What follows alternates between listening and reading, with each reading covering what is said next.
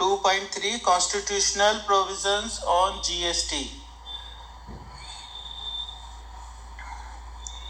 तो जीएसटी में कौन से नए प्रोविजंस लाए कॉन्स्टिट्यूशन में जिससे कि जीएसटी एक्ट बना, तो वो अब हम डिस्कस करते हैं। The power to levy goods and service tax has been conferred by the new Article 246A of the Constitution, which was introduced by the Constitution 101st Amendment Act 2016. The following are the significant provisions. अब इसमें कौन कौन से provisions important है वो लिखे हैं, वो मैं आपको एक्सप्लेन कर देता हूँ। आर्टिकल 246A, जैसे कि आपको पता ही है, पहले मैंने एक्सप्लेन भी किया था। 246 जो आर्टिकल है उसमें पावर्स डिवाइडेड है कि कौन से मैटर्स और कौन से टैक्सेस पर सेंट्रल गवर्नमेंट कानून बनाएगी और कौन से मैटर्स और कौन से टैक्सेस पर स्टेट गवर्नमेंट टैक्स बनाएगी। ये लिखा हुआ है 7th शेड्यूल के अंदर।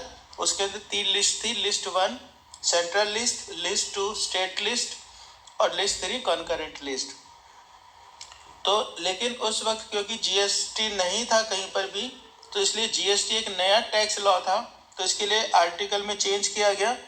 और क्योंकि ये जो जीएसटी एक्ट है इसमें both government, central and state government has power to levy tax. तो ऐसे तो कोई टैक्स ही नहीं था पहले जो दोनों गवर्नमेंट लगा सकती थी, इसलिए ये नया आर्टिकल लाया गया। And under this article both government, central and state government were granted power to levy GST on interstate supply of goods and services.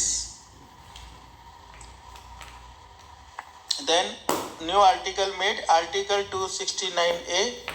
It is related to levy and collection of GST on interstate supply. तो इसमें कुछ matters को, कुछ points को clear किया गया, जैसे कि GST on supplies in the course of inter state trade और कॉमर्स। इंटर स्टेट ट्रेड और कॉमर्स का मतलब जब गुड्स की मूवमेंट एक स्टेट से दूसरी स्टेट में होती है, या जिसमें बायर और सप्लायर दोनों अलग अलग स्टेट्स में काम करते हैं और इसके कारण गुड्स की मूवमेंट होती है। तो जो इंटर स्टेट ट्रेड और कॉमर्स है उसके ऊपर टैक्स लगाने की पावर दी गई सेंट्रल गवर्नमेंट को। Then such tax shall be apportioned between union and states in manner as may be provided by the parliament by law as at the recommendation of GST Council। तो अभी आप आगे study करेंगे। GST council एक बनाई गई organisation जिसमें central government के जो फाइनेंस मिनिस्टर है आज की डेट में, जैसे निर्मला सीतारमण और उस वक्त अरुण जेटली थे, तो वो तो उसके हैं चेयरमैन, और बाकी सारी स्टेट्स के जो फाइनेंस मिनिस्टर है वो उसके हो गए मेंबर्स। और कोई भी चेंज लाना होता है, कोई भी नया डिसीजन लेना होता है जीएसटी में, तो वो दोनों सारे के सारे फाइनेंस मिनिस्टर्स मिलकर डिसीजन लेते हैं। Then import of goods and services will be deemed as in the course of interstate trade or commerce। क्योंकि कस्टम्स ड्यूटी का भी कुछ पार्ट हटाया गया और उसके ऊपर जगह पर जीएसटी लगाया गया इंपोर्ट और एक्सपोर्ट के ऊपर। तो इन्होंने डिफाइन किया कि जो इंपोर्ट ऑफ गुड्स और सर्विसेज होगा और एक्सपोर्ट ऑफ गुड्स होगा वो सब in the course of inter trade और कॉमर्स माना जाएगा, मतलब उसको inter state supply of goods and services माना जाएगा। अब एक चीज आगे 4th पॉइंट में एक्सप्लेन कर दो। कस्टम्स एक्ट में कई तरह की ड्यूटीज लगती हैं। एक होती है बेसिक कस्टम ड्यूटी, एक होती है एडिशनल कस्टम ड्यूटी, एक होती है काउंटर वेलिंग ड्यूटी या सीवीडी, फिर स्पेशल सीवीडी भी होती है, और भी कई तरह की सेस लगते हैं कस्टम्स एक्ट में। तो उसमें से सिर्फ सीवीडी का पार्ट था जिसका पर्पस था सेल टैक्स को कवर करना, तो वो सीवीडी को हटाकर आईजीएसटी लगाने की पावर दी गई सेंट्रल गवर्नमेंट को ऑन इंपोर्ट ट्रांजैक्शन।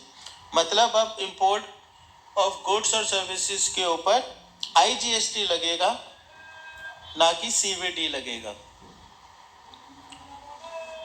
और fifth, where an amount collected as IGST has been used for payment of SGST और vice versa, such amount shall not form part of the consolidated funds of India।